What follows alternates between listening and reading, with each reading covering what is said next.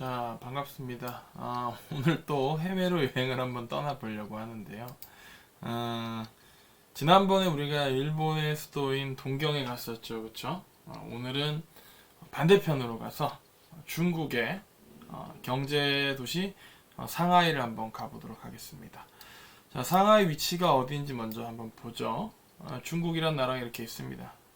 중국의 도시들 중에서 이제 동쪽 해안, 동쪽 해안에 지금 여기 보면 이 거대한 강이 흐르고 있지 않습니까? 이 강이 이제 그 이름도 유명한 양자강입니다. 양쯔강이라고도 하고 또 장강이라고도 하는 그 양쯔강의 하류에 위치한 이 도시가 바로 상하이입니다. 상하이.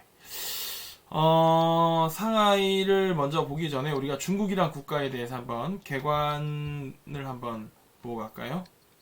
중국이 어떤 나라인지 한번 봅시다. 중국은 자, 면적이 960만 제곱킬로미터입니다. 참고로 우리나라는 이제 남북한 합쳤을 때 면적이 22만 제곱킬로미터 정도니까 대략 중국의 면적이 우리나라 면적의 뭐 한 40배가 넘죠, 그렇죠? 인구는 14억 4천만 명입니다. 중국은 세계에서 인구가 현재 가장 많은 국가인데 뭐 곧 인도에게 역전당할 거라고 하는데 사실 중국의 인구가 정확히 14억 4천만 명인지 정확하지는 않습니다. 어떻게 이걸 정확하게 조사하겠어요? 그리고 GDP, 국가의 이제 총 생산량, 흔히 얘기하는 국가의 경제력 수준은 미국에 이어서 세계 2위입니다. 2위면은 우리나라보다 더 잘 사는 국가입니까? 그건 아니고요. 국가 자체 워낙 인구수 많고 국가가 크다 보니까 이 생산량이 많은 거고 사람 수가 많아서 이 총 생산된 재화나 서비스를 사람 수로 나누면은 1인당 소득은 한 1만 불 이제 갓 넘었다고 합니다. 1만 불 넘었으면 우리나라가 지금 한 3만 3천 불 좀 넘거든요. 1만 불이면 우리나라 사람들 사는 수준의 3분의 1 정도 수준이라고 보면 되는데요. 그나마도 중국이라는 사회가 양극화가 되게 심합니다. 약간 공산주의나 사회주의의 모순인데 평등을 추구하는 경제 정책을 갖고 있음에도 불구하고 오히려 이제 양극화가 지금 더 심하죠, 그렇죠? 그래서 잘 사는 사람들은 우리나라 사람들을 감히 이렇게 뭐 갖다 붙이지도 못할 정도로 부자지만 또 가난한 사람들은 정말 목불인견으로 차마 눈 뜨고 볼 수 없을 수준으로 가난한 나라가 바로 이 중국이라는 나라입니다. 두 번째로 먼저 이제 중국에 대해서 한번 개관을 봤으니까 한번 상하이를 한번 볼까요? 상하이. 자, 상하이 한번 봅시다. 상하이는 면적이 6,300제곱킬로미터입니다. 서울이 605제곱킬로미터니까 서울의 한 10배 정도 되는 면적을 갖고 있는 도시죠. 그렇죠? 상당히 크죠. 지금 보면은 뭐 한번 서울과 비교를 한번 해보자면은 상하이가 이따만해요. 지금 서울은 여기 지금 잘 보이지도 않죠, 그렇죠? 서울의 한 10배 정도 되는 규모의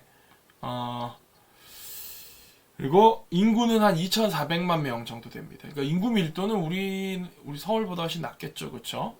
근데 상하이라고 한다 해가지고 여기는 전체를 다 우리가 상하이라고 보지 않고 상하이라고 하면 흔히 어디를 상하이라 그러냐면은 일단 상하이를 16개 구가 상하이를 구성하고 있어요. 근데 그 중에서 이제 지금 보면은 여기 이렇게 흐르는 강이 이게 아까 양쯔강이라 그랬죠. 양쯔강. 양쯔강이 있고 이 양쯔강으로 이제 합류돼서 바다로 흘러가는 요 강이 이게 황푸강이라고 있습니다. 황푸강.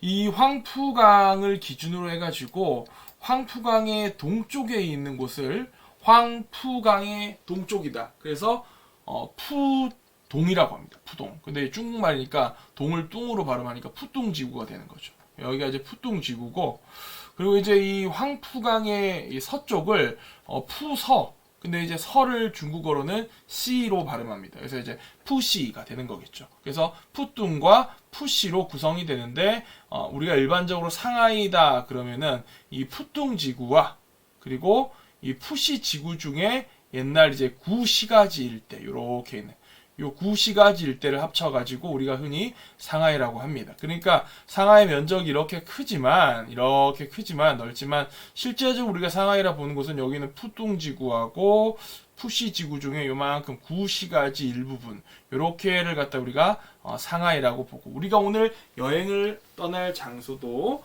바로 여기 푸뚱지구와 그리고 푸시지구 중에서 구시가지 일부를 우리가 둘러보려고 합니다. 상하이는 중국 최고의 경제 도시입니다. 1인당 GDP가 23,000달러. 거의 뭐 우리나라에 이제 근접했죠, 그쵸? 그래서 중국 평균의 2배가 넘는 도시고 상당히 부유한 도시입니다. 상하이 시민들은 정치 권력의 중심 도시, 행정의 수도는 베이징이지만 중국의 경제 수도이자 경제 중심지는 이 상하이다라고 하면서 자기들이 가장 중국에서 부유하고 중국의 발전과 개혁을 이끈다라고 하는 자부심이 아주 큰 사람들이 바로 상하이 시민들입니다. 잠시 북경의 위치를 한번 보자면 북경이 여기에요. 여기가 베이징이고 여기가 상하이죠. 상식선에서 한번 중국의 4대 도시가 있어요. 4대 도시가 어디냐면 여기 수도인 베이징, 그리고 여기 관문도시인 베이징의 관문도시인 텐진시, 그리고 여기 있는 우리 상하이시, 그리고 이쪽에 가면은 충칭이라고 있습니다. 충칭시. 이 충칭시. 이렇게 이제 해가지고 이 도시들을 4대 도시라 부릅니다. 참 이 중에 인구가 제일 많은 도시는 충칭시 인구가 내가 알기로 한 6천만 명이 넘는 걸로 알고 있어요. 거의 뭐 도시 수준이 아니고 국가 수준인데, 재밌는 거는 충칭시 면적 자체가 우리나라 면적의 한 80% 정도 돼요. 그러니까 이 충칭시 자체의 면적이 남한 면적의 80%인가 그러니까 사실 뭐 시라고 보기 좀 힘들죠. 자, 어쨌든 그 중에 이제 하나의 4대 도시 중에 하나이기도 한 이 상하이. 상하이는 중국의 지도자 중에 또 한 명을 배출한 곳이기도 합니다. 중국의 이제 지도자를 보면은 역대로 총 현재까지 5명의 지도자가 있어요. 제일 첫 번째 1세대 지도자가 여러분도 아마 이름을 들어봤을 겁니다. 마오쩌둥이라는 사람이에요. 마오쩌둥이라는 사람이고, 두 번째 지도자가 덩샤오핑이라는 사람입니다. 이 덩샤오핑이라는 사람이 사실상 이제 개혁 개방을 주도했던 개혁 개방을 시작하기도 했던 사람이고, 세 번째 3세대 지도자가 장쩌민이라는 사람이 있어요. 장쩌민. 근데 이 장쩌민이 어떤 사람이냐면은 장쩌민이 이 아저씨인데 지금 나이가 많으신 분입니다. 이 아저씨가 이제 원래는 중국의 지도자가 될 그런 사람이 아니었는데 이제 덩샤오핑 때 중국에 천안문 사태라고 약간 민주화 운동이 좀 일어나요. 그러다 보니까 이제 약간 정통파 권력층보다는 조금 어떤 젊은 사람들 중에서 약간 어떤 뭐랄까 좀 너무 이제 공산주의나 사회주의 정책이나 이런 것들을 갖다가 아주 강력히 추진한 사람보다는 조금 개혁적이고 개방적이고 온건해 보이는 인물을 이제 뽑을 필요가 있었기 때문에 이 덩샤오핑이 자신의 후계자로 이제 찍은 사람이 이 장쩌민이라는 사람입니다. 장쩌민이 중국의 3세대 지도자가 되는데, 이 양반이 이제 여기 상하이에 있는 상하이 교통대학이라고 하는 대학이 있어요. 이름이 이제 교통대학이니까 뭐 약간 뭐 이렇게 자동차 운전 가르치고 그런 대학 같은데 그게 아니고, 여기서 말하는 교통이라는 거는 커뮤니케이션입니다. 커뮤니케이션. 사람과 사람 간의 어떤 소통하는. 그래서 상하이 교통대학은 교통 분야의 전문 대학이 아니고 종합대학인데 중국에서 한 4번째로 좋은 대학이에요. 중국은 대학 서열이 아주 명확한 국가거든요. 그래서 이제 4번째로 좋은 대학. 제일 좋은 대학이 베이징에 있는 칭화대. 2번째로 좋은 대학이 베이징에 있는 베이징대. 그 다음에 3번째로 좋은 대학이 여기 상하이에 있는 푸단대학교로 있어요. 복단대학교로 하는 푸단대학이 있고, 4번째로 좋은 대학이 역시 상하이에 있는 상하이 교통대학입니다.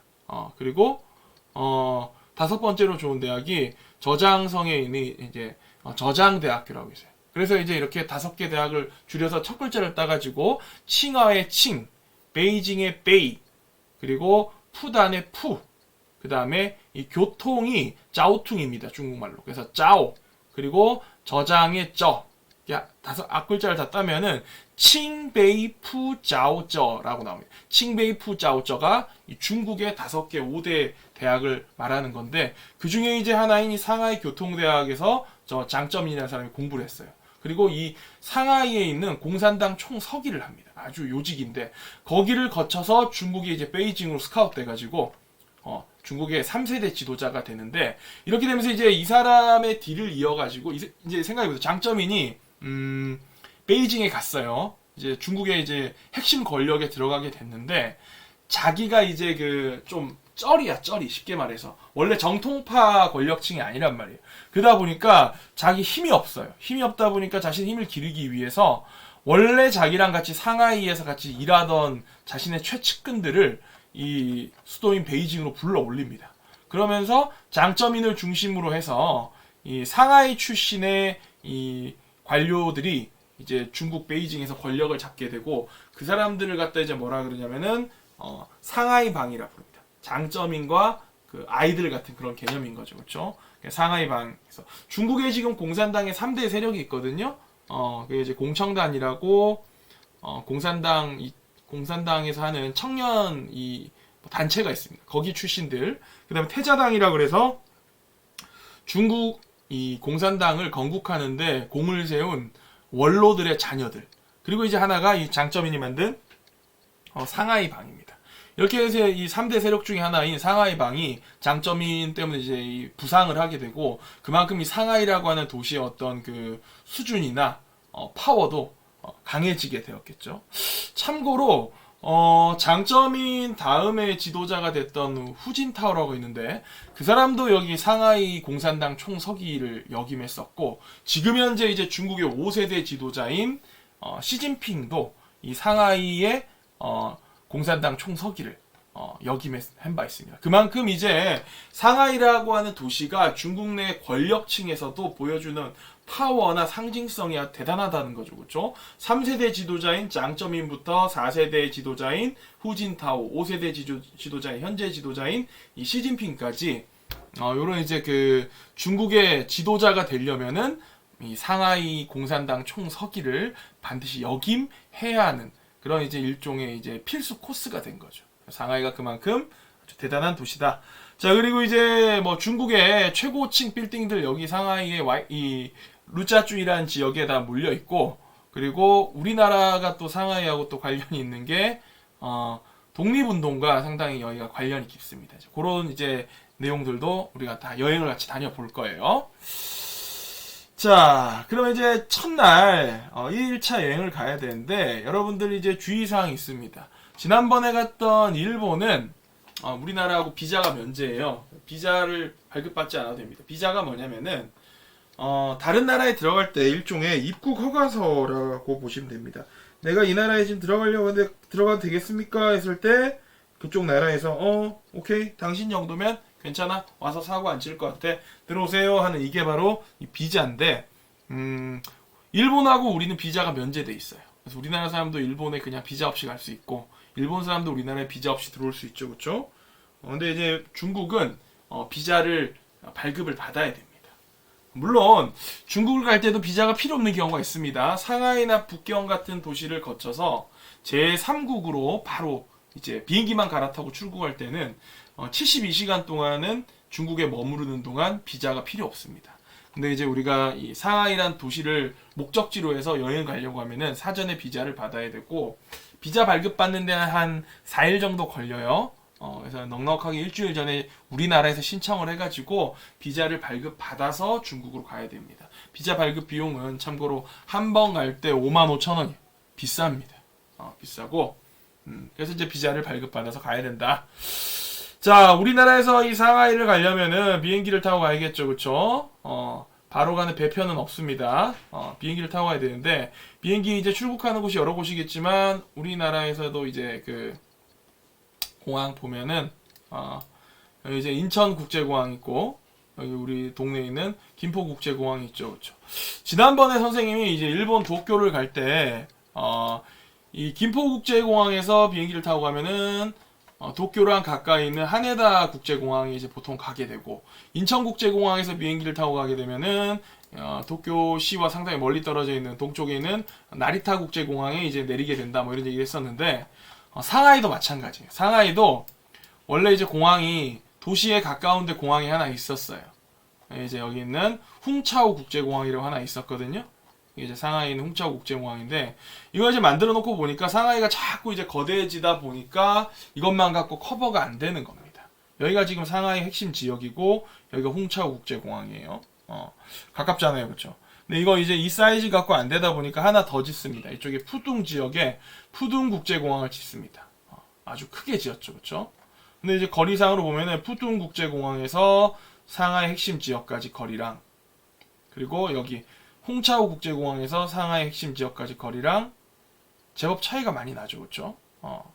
자, 어쨌든 이렇게 우리나라에서 비행기를 타고 가면은 두 개의 공항 중에 한 곳에 떨어지게 되는데, 김포공항에서 비행기 타고 가게 되면은 도시랑 가까운 홍차오 국제공항에 내려주고, 인천국제공항에서 비행기 타고 가면은 도시랑 멀리 떨어져 있는 여기 있는 그 푸둥 국제공항에 내려주게 됩니다. 그러면은 우리는 푸둥 국제공항에 내리지 말고 홍차오 국제공항에 가까우니까 홍차오로 갈 수 있게끔 반드시 김포에서 비행기를 타고 가야 되냐?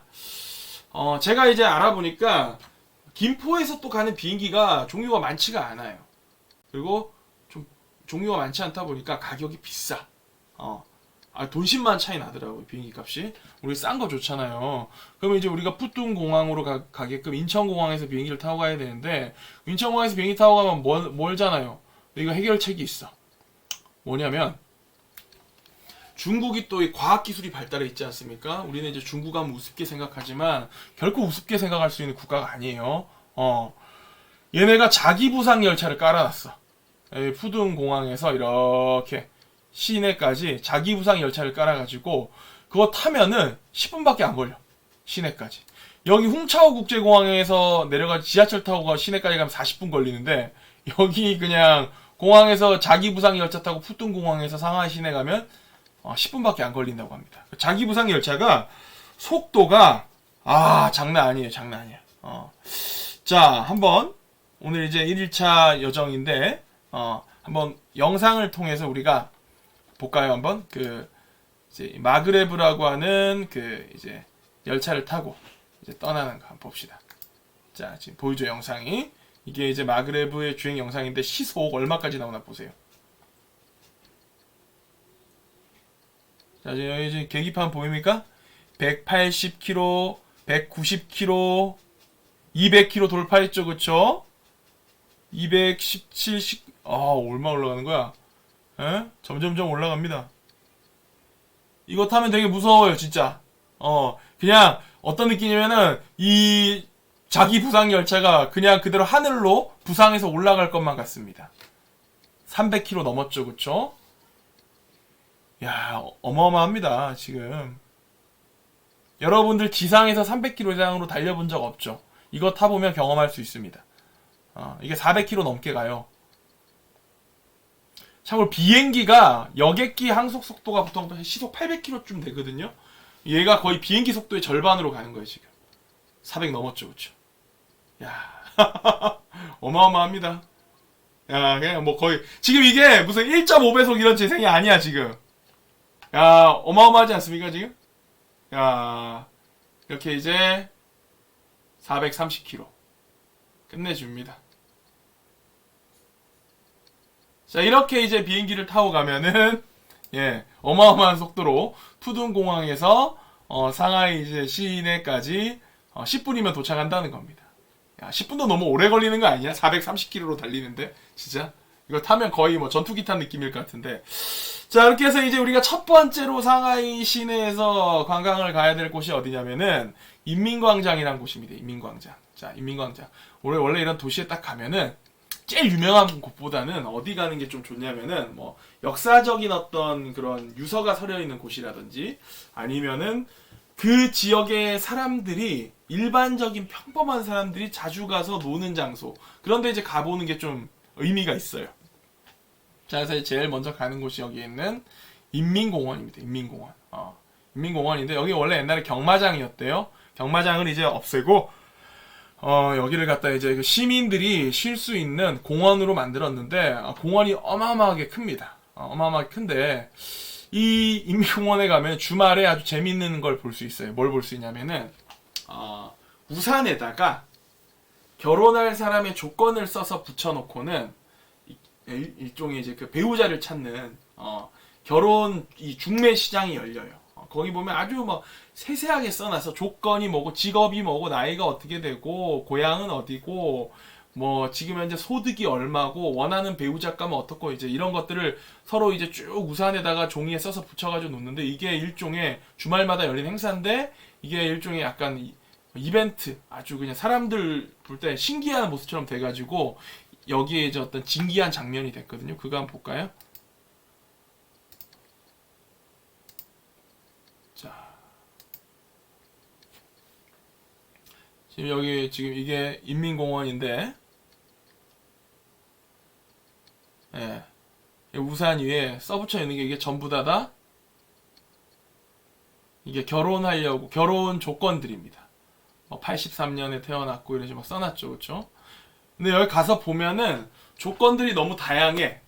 진짜 뭐랄까 그 아주 소득도 적고 그 다음에 뭐 소득도 적고 그 다음에 또 뭐랄까 시골 출신의 뭐 변변 이게 어떤 결혼 시장에서 변변찮은 조건을 갖고 있는 사람도 있지만 해외 유학파도 되게 많아요. 해외 유학파에다가 연봉이 막 1억대 되는 사람도 있고 그런 다양한 사람들이 이제 이렇게 물론 그 본인들이 나와 있는 건 아니에요. 그 사람들의 주로 누가 오냐면은 그 사람들의 할아버지나 할머니, 외할아버지, 외할머니 이런 분들이 나와가지고 이제 이 중매를 쓰는 거예요.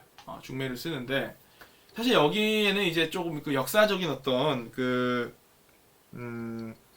이유가 있습니다. 뭐냐면은 중국은 원래 그 한자녀 정책이라 그래가지고 한 집에 자녀를 한 명씩만 낳게 하는 정책을 했어요.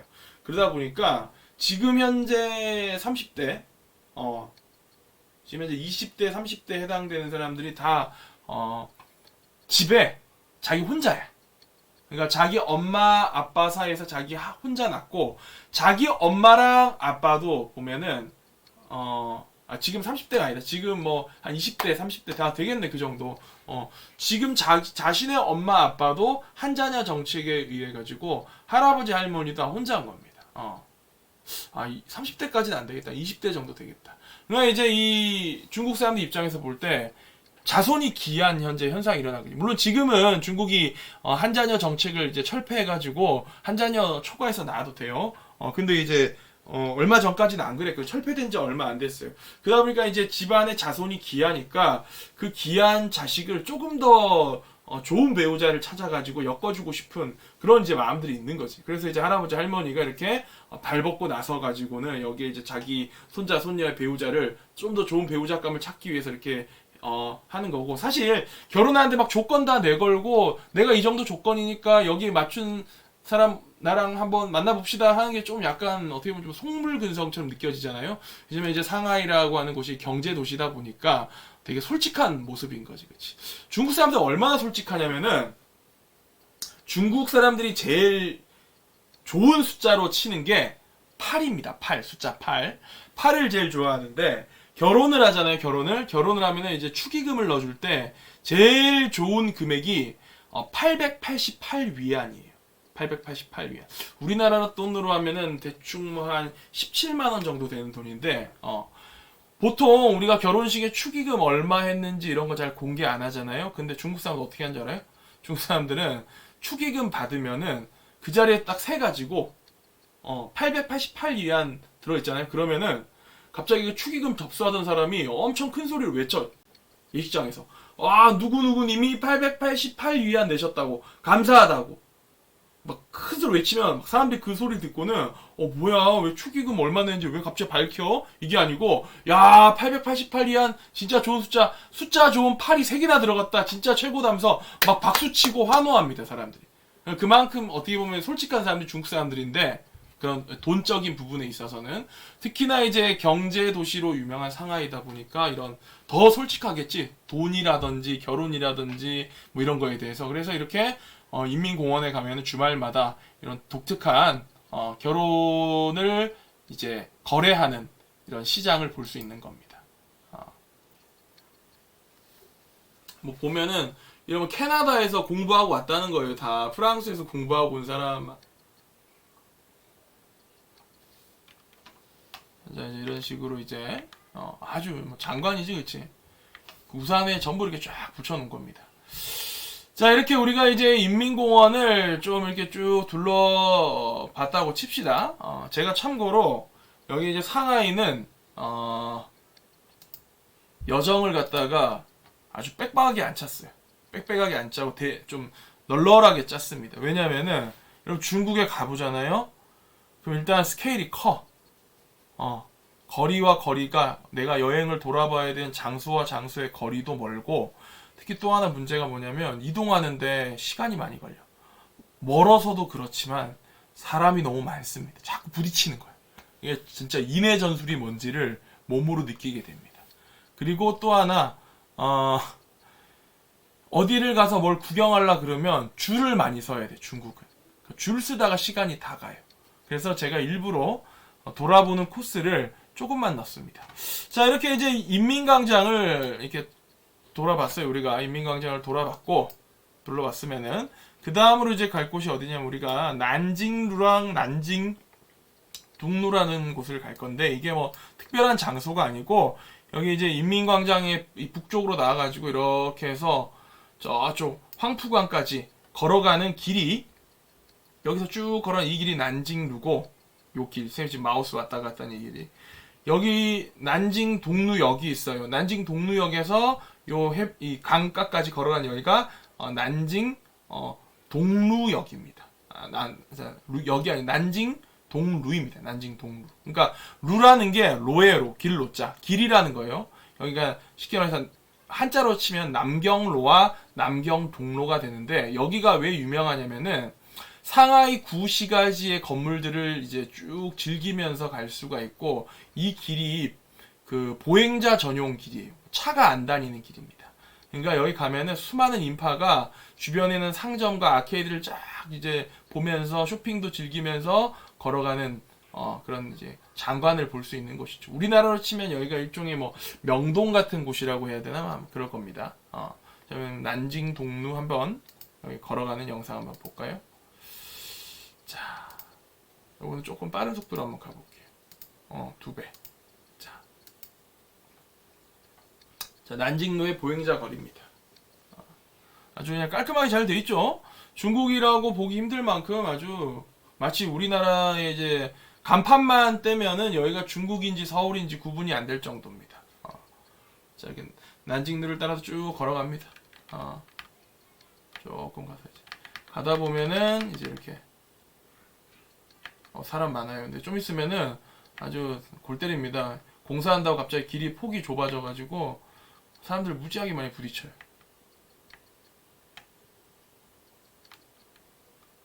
자, 이제 저 앞에가 역이거든요. 저 앞에 이제 역을 지나면 거기서부터 난징 동루가 시작됩니다.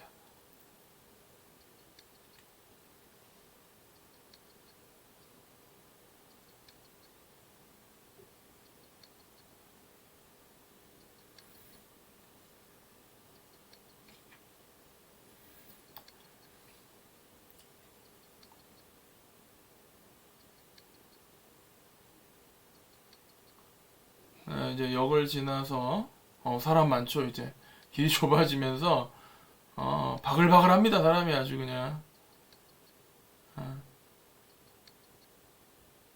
저 멀리 이제 동방명주가 보이네요. 이따가 얘기하겠지만.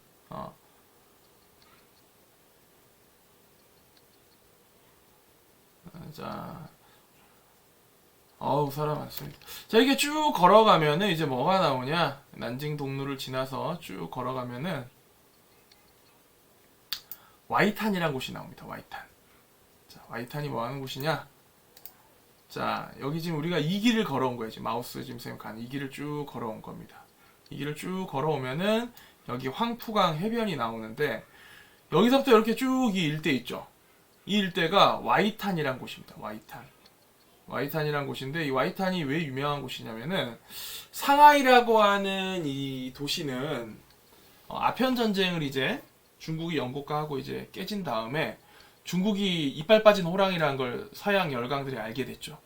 너도 나도 이제 중국 땅을 따먹기 위해서 이제 쳐들어오지 않습니까? 그때 이제 이 상하이라고 하는 이 도시가 여러 이제 그 서양 유럽의 열강들한테 이제 조차라는 개념으로 땅을 내주게 돼요.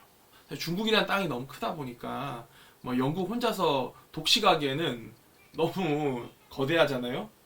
그래서 이제 여러 국가들이 와서 너도 나도 이 땅을 이렇게 조금씩 떼가는 거지. 그래서 중국 땅을 너덜너덜하게 막 떼가는데 상하이에 이제 당시에 이제 많은 뭐 영국, 프랑스, 네덜란드, 독일, 뭐 또 아시아에 있는 이웃나라 일본까지도 와가지고는 땅을 야금야금 빼먹습니다. 그걸 이제 조차에 갔다라고 표현하고 그 땅을 조차에 간 땅을 조차지 또는 조개지라 부르는데 이 와이탄이라고 하는 곳을 중심으로 해가지고 당시에 이 유럽 열강들이 이 와이탄을 중심으로 해서 이 지역들을 서로 논아 먹었다는 겁니다. 논아 먹다 보니까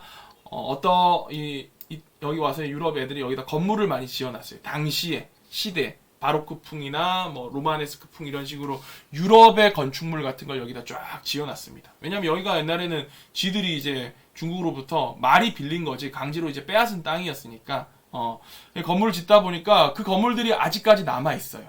남아 있다 보니까 이 와이탄이라는 곳에 가면 밤에 야경이 그렇게 멋있습니다. 그래서 지금 우리가 이 난징 동루를 지나가지고 이렇게 와이탄 이제 이 황푸강 변에 왔는데 여기서 한번 이 와이탄의 모습을 타임랩스로 한번 볼 겁니다. 그리고 와이탄에서 바로 맞은편에 황푸강을 건너 보이는 여기가 루짜쭈이라는 곳인데 쉽게 말해서 이쪽은 이제 푸똥지구인 거죠. 푸똥지구. 여긴 푸똥지구고 여기는 푸시지구인 건데 이 루짜쭈이는 이제 푸똥지구 중에서도 상하이의 현재와 미래를 갖다가 제대로 보여주고 있는 고층 빌딩, 마천루가 아주 질비하게 들어선 곳입니다. 그래서 여기 뭐 루짜쭈이에는 이 동방명주 같은 거대한 높은 송시탑도 있고 뭐 이 진마오 타워라든지 아니면 뭐 상하이 금융센터 또 지금 여기는 짓고 있는 것처럼 보이지만 여기 이제 상하이 타워라고 이게 아시아에서 제일 높은 건물입니다. 전 세계 두 번째로 높은 건물이 있어요. 이런 이제 고층 빌딩들이 있어가지고 상하이의 어떤 현재와 미래 그리고 여기는 상하이의 과거 그 두 개를 황푸강을 중심으로 해서 서로 대비해서 볼 수 있는 곳이 여기 와이탄입니다. 자, 그래서 와이탄의 타임랩스를 한번 보도록 하겠습니다.